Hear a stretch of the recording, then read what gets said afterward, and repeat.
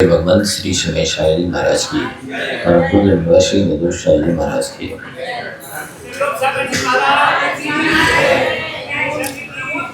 तो प्रसंग चल रहा है श्रावकों के आचार और विचार का। तो श्रावकाचार के अंतर्गत सबसे पहले आचरण तो तब हो जब सब अंगोपांग हों। जैसे आपका शरीर पूरा नहीं होगा तो आप कोई भी काम नहीं कर सकेंगे। पहले दोनों हाथ, दोनों पैर, सिर हो गए, सीना हो गए, पीठ हो गए, पुट्ठा हो गए, पैर, सब कुछ अंगोपांग हो गए, तभी आप सकुशल कार्य करने में दक्ष होंगे।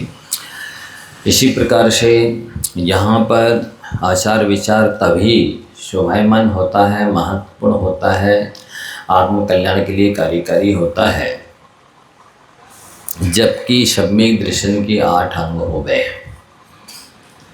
सम्यक दर्शन का महत्वपूर्ण अंग है निकांक्षित। मोक्ष मार्ग में साधक के लिए सबसे बड़ी कंडीशन है, शर्त है कि वो धर्म तो करे, कभी भी करे, कहीं भी करे, कितने भी अंशों में करे, लेकिन कांक्षा नहीं रखे। कांक्षा बोले, आकांक्षा बोले, इच्छा बोले, वांछा बोले, मूर्छा बोले, लोभ बोले, आशा बोले, ये सभी एक अर्थवाची है। समझ में आ रहा है? इतने मीनिंग्स बोलने के बाद तो सब में आ जाने चाहिए। तो निशंकित अंग के बाद में सबसे पहले तो निशंक होना है, शंका से रहित होना है, और साथ ही भय से रहित होना है। के साथ भयों की भी चर्चा चल रही थी, शायद पूरे नहीं हो पाए थे। हाँ, यही लोग भय जो सम्यक दृष्टि होता है, जो धर्मात्मा होता है, उसकी सबसे बड़ी विशेषता होती है कि वो भयों से रहित होता है। जो डरपोक होता है, जो कायर होता है, जो दब्बू होता है, जो झेपू होता है, वो धर्म नहीं कर सकता। वो पूछ दबा के भागेगा अच्छे स्थानों से। वस्तुतः जिसके अंदर ये विशेषताएं नहीं होती हैं, व्यसन होते हैं, वरीयताएं होती हैं, वो डरपोक तो होता ही है। भले ऊपर से कितने अपना तेज प्रभाव वर्चस्व दिखाए, अंदर से वो खोखला होता है। व्यसनी जो होता है, पापी जो होता है, अपराधी जो होता है, वो निश्चित ही कायर होता है, निर्बल होता है। या आप मान के चलिए, एक सदाचारी व्यक्ति, एक ईमानदार व्यक्ति में 1000 हाथियों को बल होगा। आप समझ रहे हैं? कौन बलवान? जो चरित्रवान है, बलवान वो माना जाता है। और दूसरी बात, बुद्धि यस्य बलम तस्य, कहावत है ना, अकलवली की भैंस। क्या बड़ा है बोलो? भैंसिया बड़ी दिख रही? नहीं, भैंस बड़ी नहीं है, अकल बड़ी होती है। और भैंस बलवान होती है, अकलवान बलवान होता है। बुद्धिमान जो होता है वो बलवान होता है। असाधना वित्तहीना, साधन नहीं है, इंस्ट्रूमेंट्स नहीं है, उपकरण नहीं है, सुविधाएं नहीं है, धन भी नहीं है, लेकिन जो बुद्धिमान है वो जहाँ भी जाएगा वहाँ पर सुखी रहेगा। उसको सुविधाएं मिलेंगी, उसको साधन मिलेंगे, उसको सहायक मिलेंगे, मित्र मिलेंगे। पर जिसके पास बुद्धि नहीं है, उसके पास सब हो करके भी कुछ भी काम में नहीं आएगा। ये आप समझ सकते हैं। सब पढ़े लिखे धर्मात्मा लोग बैठे हुए हैं, अच्छे अच्छे डॉक्टर, इंजीनियर, प्रोफेसर, लेक्चरर, नहीं, हाँ, तो इस बात को आप सभी समझ सकते हैं कि ये निश्चित है। बुद्धिमान व्यक्ति कड़वाहट पी करके भी मधुरता प्रदान करता है, और मूर्ख आदमी मीठा खा करके भी कड़वा उगलता है। तो यह लोग भय उसे नहीं होता है, वो समझता है कि हम पुण्य कमा रहे हैं, हम ईमानदार हैं, हम सदाचारी हैं, हम चरित्रवान हैं। तो सदाचारी के लिए, पुण्यवान के लिए कहीं भी चला जाए कोई कष्ट नहीं है, कोई दिक्कत नहीं है। और परलोक भय भी इसलिए नहीं होता है कि दुर्गति तो चरित्रहीन की होती है, दुर्गति तो पापी की होती है, दुर्गति तो मिथ्या दृष्टि की होती है। जो सदाचार से युक्त है, जो चरित्रवान है, जो ईमानदार है, उसकी दुर्गति हो ही नहीं सकती। इसलिए धनवान की और रूपवान की कीमत नहीं है, ज्ञानवान की और चरित्रवान की कीमत है। लिखिए डॉक्टर साहब, काहे के लिए काफी लेके बैठे। धनवान की और रूपवान की कीमत नहीं है। क्यों?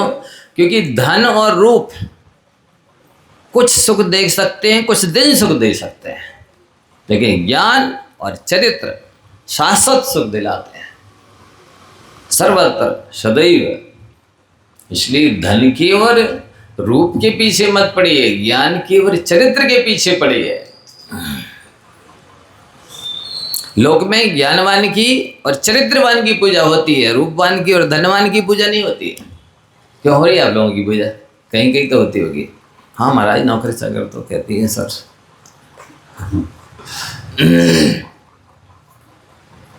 नहीं, हाँ उतना ही बहुत है। अरे जहाँ जिसके लिए इंद्र धर्मेंद्र चक्रवर्ती प्रणाम करे, ऐसी अवस्था पूजनी प्रसन्न से नहीं होती है। हाँ? मूर्खों से पूजा कराई तो क्या कराई? मूर्खों का गुरु बनने की अपेक्षा बुद्धिमान का शिष्य बनना अच्छा है। लिखो इसको भी। मूर्खों का गुरु बनने की अपेक्षा बुद्धिमान का शिष्य बनना अच्छा है, समझदार का शिष्य बनना अच्छा है। इसी तरह से मूर्खों से पूजा कराने की अपेक्षा गुरुओं की डांट खाना अच्छा है, थप्पड़ खाना अच्छा है। क्योंकि गुरुजी मारे दम बदम और विद्या वे छम छम नहीं पढ़ते, सुनते तो हैं कहीं कहीं। तो आपको ये ध्यान रखना है कि ज्ञानी सम्यक दृष्टि, निशंकपन का धारी, परलोक में भी कहाँ जाएंगे, क्या होगा, क्या मिलेगा नहीं मिलेगा, ऐसी चिंता नहीं करता।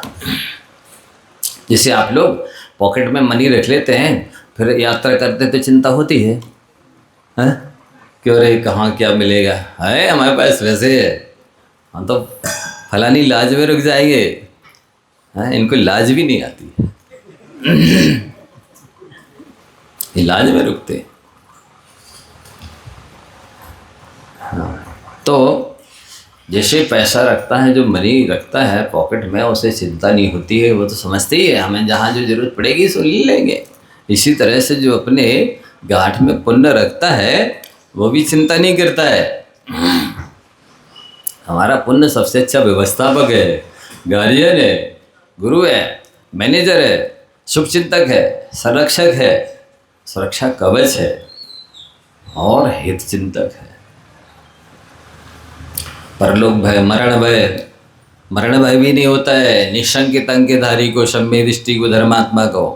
नकली होगा, आर्टिफिशियल होगा, उसकी बात नहीं कर रहे, कृत्रिम का। वेदना का भी भय नहीं होता है। वेदना तो जो औषधि दान नहीं देते हैं, दीनहीन, दुखी, वृद्ध, जरूरतमंद, उपकारियों की, माता पिता, सास ससुर इत्यादि की सेवा नहीं करते हैं, बेरोगी होते हैं। रोगी होने के कितने कारण हैं? एक तो औषधि दान नहीं दिया, दूसरी बात जिसको सेवा उसकी जरूरत है उसकी सेवा नहीं की, तीसरी बात क्या है? तीसरी बात ये है कि आप अभक्ष भक्षण करते हैं। फास्ट फूड है, ढाबा होटल का है, डिब्बा बंद, पैकेट बंद, बोतल बंद, रात्रि में भोजन करते हैं, इससे बीमार होते हैं। चौथी बात, आप जो दुर्भाव रखते हैं, किसी के प्रति घृणा, किसी से ईर्ष्या, किसी से द्वेष, किसी से बैर, किसी से बदले की भावना, ये जो दुर्भाव है सारी बीमारियों की जड़ है। इनको आप हटा दीजिए। याद हो गए कितने कारणों से बीमार होते हैं? आप देखिए अभी स्वस्थ हो जाएंगे। 4 कारण छोड़ दीजिए। सबसे पहला कारण आपको बताया, क्या बताया है? बीमार हैं, वृद्ध हैं, जरूरतमंद हैं, असहाय हैं, कमज़ोर हैं, माता पिता हैं, सास ससुर हैं, उपकारी हैं, इनकी सेवा करिए। फिर देखिए आपको भीम और बाहुबली जैसा बल मिलेगा सेवा के बदले। सेवा के बदले भीम और बाहुबली जैसा बल मिलता है। मच्छरों को, आलसियों को, अजगरों की तरह पड़े रहने वालों को नहीं मिलता है बाहुबली और भीम की तरह बल। ये तो निर्बल होते हैं, कायर होते हैं, दयनीय दशा को प्राप्त होते हैं। जो सेवा कीजिए मेवा मिलेगा। दूसरी बात, औषधि दान दीजिए, फिर देखें कैसे बीमार होते हैं। तीसरी बात, अवक्ष भक्षण मत करिए, समय पे खाइए, दिन में खाइए, जितना आवश्यक है उतना खाइए, जितनी मेहनत है उसके अनुसार खाइए। शुद्ध सात्विक मर्यादित खाएंगे, दिन में खाएंगे, फिर देखते कैसे बीमार होते हैं। चौथी बात, आप जो चिंता करते हैं, टेंशन करते हैं, ईर्ष्या, घृणा, वैर, नफरत, विरोध, बदले की भावना, ये सब अनेक तरह की बुराइयां जो हैं, ये विभाव विकार आपके रोगों की उत्पत्ति के कारण है। आप इतना खाते हैं, किचन आपके हाथ में, आपके पास में, सब तरह के मसाले, जितने मसाले सब स्वास्थ्य के रखवाले हैं। आप प्रकृति को शरीर की नहीं समझ रहे हैं और मन के बनाने खाने वाले बीमार क्यों हो रहे हैं? तो इसकी वजह है ये टेंशन। बीपी लो हो रहा है, हाई हो रहा है, कैंसर हो रहा है, टीबी हो रही है, शुगर हो रही है, सब टेंशन की वजह से, दुर्भाव रखने की वजह से। आप देखो, क्षमा मांगो, शत्रुओं से क्षमा करो और अच्छे भाव रखो, फिर देखो कैसे अच्छा स्वास्थ्य नहीं रहता है।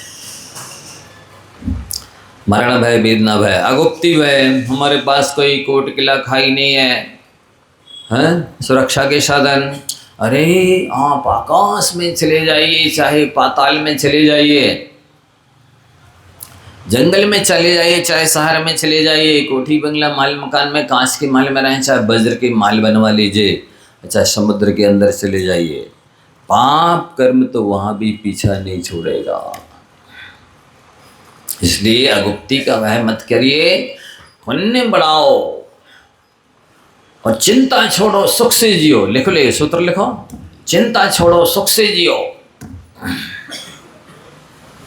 ये ब्रह्म वाक्य हैं, इनको उतारो तो सही, फिर देखते कैसे आपका पीछा करता है दुख।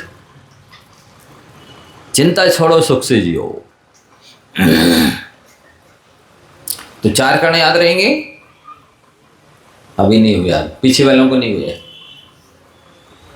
तो भी वालों को हो गए याद? बोलो।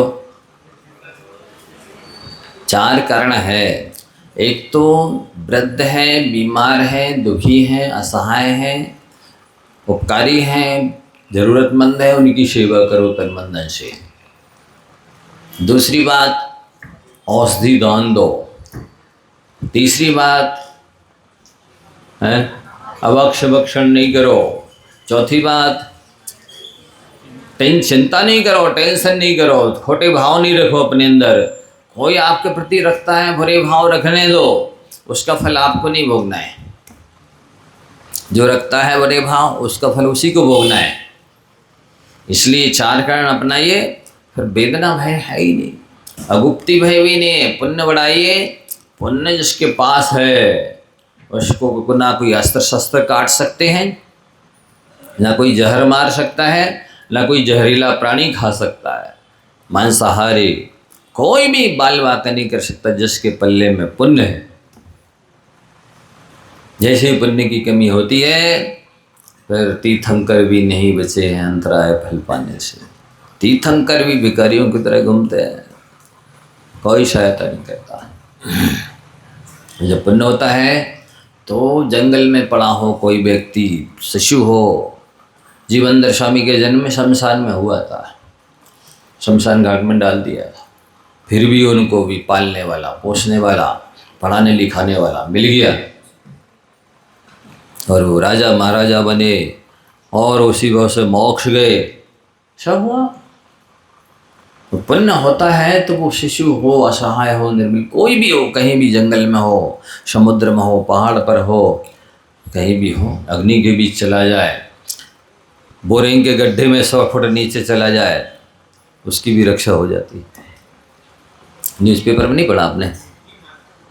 बाढ़ में फंस गए, 6-6 8-8 घंटे बह गए, फिर भी बच गए। जो बाढ़ तिनके की तरह उड़ा के और बहा के और डुबा देती एक क्षण में, वहाँ भी बच गए। तो कौन बचाता है? ये पुण्य की ताकत है। अगुप्ती भय आरक्षा भय, रक्षा का भय मत करिए, ये हमारा कोई रक्षक नहीं है, गार्जियन नहीं है, देखने वाला नहीं है, हमको बचाने वाला नहीं है, हमें सहायता करने वाला नहीं है, जरूरत ही नहीं है। नमोकार का जाप करो, अपनी रक्षा आप करो। नमोकार का जाप करो, अपनी रक्षा आप करो। जिस क्षण नमोकार मत पढ़ोगे, आपकी चारों ओर सुरक्षा कवच बन जाएगा, औरा बन जाएगा। उसकी जो आभा है, प्रभा है, उसका जो तेज है, उसके सामने दुनिया की सारी शक्तियां फैल हो जाती है, दूर से ही नष्ट हो जाती है, असफल हो जाती है, निष्फल हो जाती है। तो आप लोगों को कितने संस्मरण सुनाए गए, हो सकता है नहीं सुने होंगे कुछ लोगों ने, फिर से सुनाता हूँ। देखिए, आचार्य ज्ञान सागर जी महाराज के संग में, नहीं, शिव सागर जी महाराज के संग में 3 बाबा जी थे। एक का नाम था भूरामल जी, एक का नाम था सूरजमल जी, एक का नाम था कौन सा, राजमल जी। राजमल जी, भूरामल जी, सूरजमल जी, ये 3 बाबा जी थे। तो एक तो राजमल जी आचार्य अजय सागर जी बने, भूरामल जी आचार्य ज्ञान सागर जी बने और सूरजमल जी प्रतिष्ठाचार्य थे।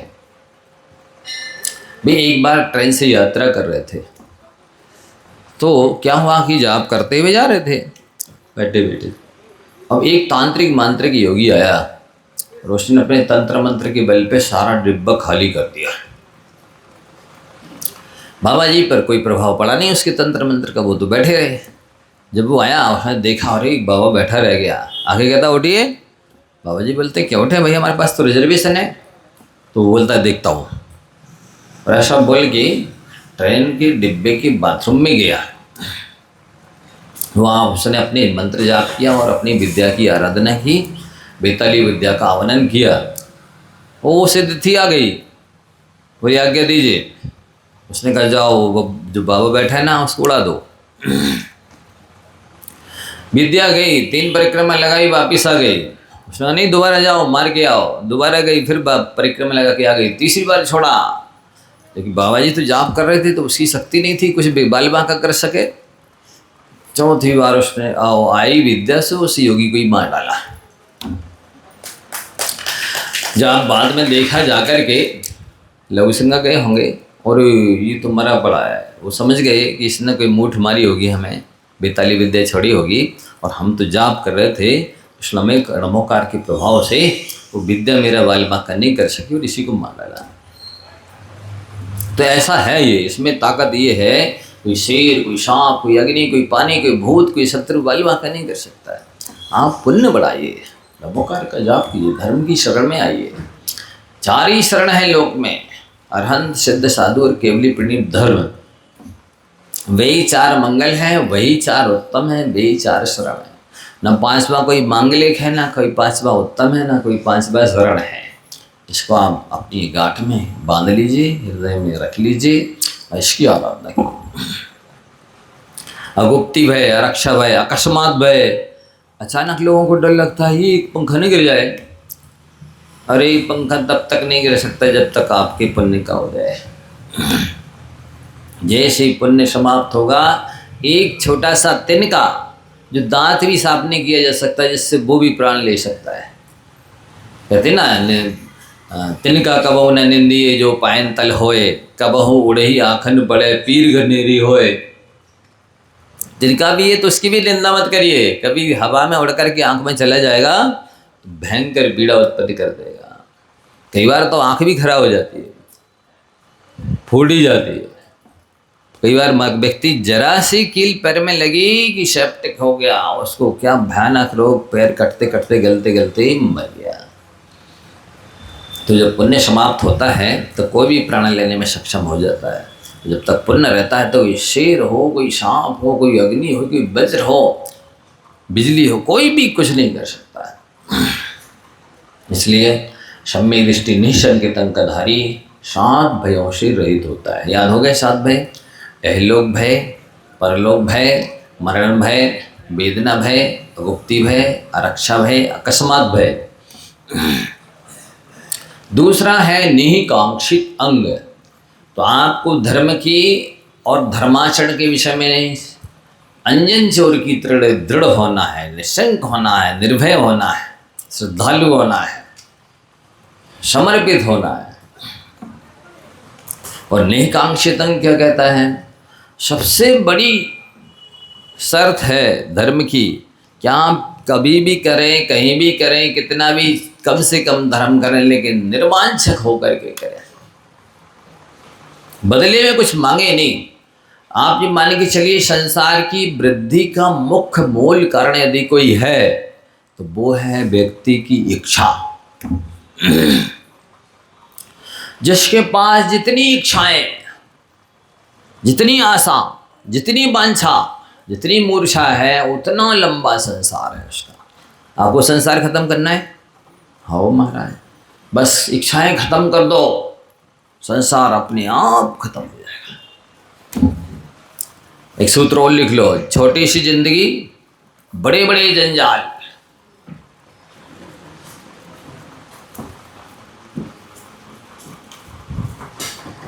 पूरे ना हो पाएंगे। छोटी सी जिंदगी, बड़े बड़े अरमान, पूरे ना हो पाएंगे, निकल जाएंगे प्राण। सबको याद हो गया? छोटी सी जिंदगी, बड़े बड़े अरमान, पूरे ना हो पाएंगे, निकल जाएंगे प्राण। तो आपसे हमारा कहना है, ये छोटी जिंदगी है और बड़े जंजाल हैं, आप जंजालों को कम कर दीजिए, जिंदगी अपने आप बड़ी हो जाएगी। जिंदगी को छोटा किसने किया? ये चिंताओं ने किया, टेंशन ने किया, जंजालों ने किया। तो आप समझ लीजिए कि इच्छा ही संसार की वृद्धि का कारण है। और इच्छा निरोधास्तपा, इच्छाओं को रोकिए, आपसे बड़ा कोई तपस्वी नहीं होगा। और बहुत बड़े तपस्वी हैं, बहुत बड़े त्यागी हैं, बहुत बड़े धर्मात्मा हैं, निकटबद्ध हैं, समझदार हैं, चतुर हैं, बुद्धिमान हैं। यदि अपनी इच्छाओं को खत्म किया है, घटाया है, कम किया है, आप ऐसा समझ लीजिए कि जिस दिन आपके मन में आने लगे मुझे कुछ नहीं चाहिए, कैसी भी आकर्षक चीज आ जाए, प्रभावक चीज आ जाए, चेतन हो चाहे चेतन, मुझे नहीं चाहिए, बस समझ लेना कि अब आपका 1-2 भाव शेष रह गए। और आ रहा है तो समझ लो अभी और रहना है संसार में, और रहना है, और रहना है, और रहना है। अभी आनंद भाव धारण करना है और अभी वचनातीत कष्ट भोगना बाकी है, इसलिए और लगी हुई है। एंड एंड है कि एंड ए और ई का अंतर है बस। यदि एंड है तो आपके संसार का एंड है, नहीं तो जिंदगी एंड बैंड है। बिल्कुल पक्का है। एंड ये हो जाएगा यदि आपको कुछ नहीं चाहिए तो। और एंड और तो समझ लीजिए कि संसार अभी और है और है और है। बिल्कुल। देखो, मोक्ष चाहिए है, मोक्ष की प्राप्ति हेतु मोह के क्षय की आवश्यकता है, अनिवार्यता है, अपरिहार्यता है। और मोह के क्षय के लिए परिग्रह के त्याग की आवश्यकता है, अनिवार्यता है, अपरिहार्यता है। और परिग्रह के क्षय के लिए, अभाव के लिए, नाश के लिए, त्याग के लिए इच्छा की निरोध की आवश्यकता है। देखो, इच्छा होती है तो चिंता आ जाती उसकी सहेली। ये दोनों सहेलियां साथ साथ रहती है, डिग्री फ्रेंड है ये। कौन कौन है? इच्छा और चिंता। इच्छा हो और चिंता ना हो ऐसा नहीं हो सकता है। चिंता हो और इच्छा ना हो ऐसा नहीं हो सकता। वो अकेली नहीं आती चिंता बेचारी, वो इच्छा के साथ आती है। इसीलिए वो तीन नारियां हैं दोनों, अकेली नहीं जाती कहीं, साथ साथ जाती हैं अपने शील की रक्षा के लिए। इच्छा और चिंता। चिंता होगी तो इच्छा है, तभी चिंता है। इच्छा ना हो और चिंता हो, ऐसा हो नहीं सकता। तो इच्छा होगी तो चिंता होगी, और चिंता है तो इसका मतलब है कि इच्छा है। कारण से कार्य का ज्ञान किया जाता है, कार्य से कारण का ज्ञान किया जाता है। मुनि महाराज यहाँ बैठे हैं, इसका मतलब है इनके कोई ना कोई गुरु तो होंगे। शिष्य से गुरु का ज्ञान कर लिया जाता है और गुरु से शिष्य का ज्ञान कर लिया जाता है। तो आपके अंदर जितनी इच्छाएं उतनी चिंताएं। मान के चलो आपको कोई चीज खाने की इच्छा है आज, अब उससे आकुलता व्याकुलता हो रही, बेचैनी हो रही, घबराहट हो रही है, चिंता हो रही है, और इतनी सी इच्छा कदम नहीं चाहिए। आप फिर देखिए कितनी शांति आ जाएगी, कितनी निराकुलता, निश्चिंतता आ जाती, निर्भयता आ जाती है। लिख लो, ये मेन सूत्र है आर्ट ऑफ लिविंग का, जीवन जीने की कला का। जीना है तो इच्छा छोड़ कर जियो, फिर वास्तव में जीना कहलाएगा। अन्यथा तो जीना ही चढ़ोगे सीढ़ियाँ और उतरोगे, सुख शांति तो मिलने वाली है ही नहीं। तो इच्छा की पूर्ति हो जाती है तो अहंकार उत्पन्न हो जाता है। देखो ना, मैं कितना पुण्यात्मा हूँ, जो चाहता हूँ वो मिल जाता है, अहंकार उत्पन्न हो गया। और इच्छा की पूर्ति नहीं हुई तो हताश, उदास, निराश हो जाता है। अरे ये सोचा था ऐसा हो जाएगा, सोचा था ये मिल जाएगा, मिलेगी। तो इच्छा उत्पन्न होगी तो तुरंत चिंता आ जाएगी। इच्छा की पूर्ति होगी तो अहंकार बढ़ जाएगा, नहीं होगी तो हताशा, निराशा आ जाएगी। मतलब इच्छा कहीं से कहीं तक सुखदायी है ही नहीं। चाहे उत्पन्न हो जाए, चाहे पूर्ण हो जाए, चाहे नहीं होवे, लाभ के बाद लोभ बढ़ता ही है। लाभ लोभ, लाभ लोभ, लाभ लोभ, ये चलता रहता है। नेकांक्षित अंग आपको ये शिक्षा दे रहा है, प्रेरणा दे रहा है कि हे भव्य जीवो, तुम धर्म करो पर कुछ भी मांगो मत, क्योंकि मांगने वाले तो भिखारी ही कहलाते हैं आखिरकार। ये बात अलग है कि दो तरह के भिखारी होते हैं, एक लेबर क्लास के और एक स्टैंडर्ड क्लास के। स्टैंडर्ड के भिखारी ज़्यादा हैं आज की सुना है।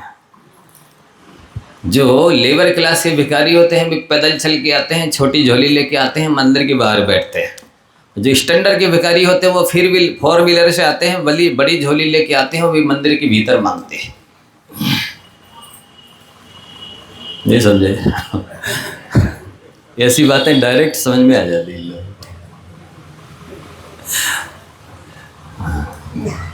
ऐसा है। तो आखिर है तो भिखारी ही ना। आइए, हमारा श्री आ रहे हैं, आप सभी लोग खड़े हो जाइए।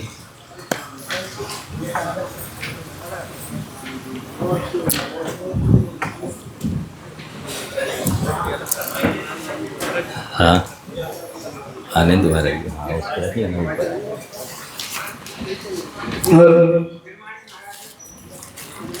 जिन्होंने स्तुति कर लें। जा वाणी के ज्ञान ते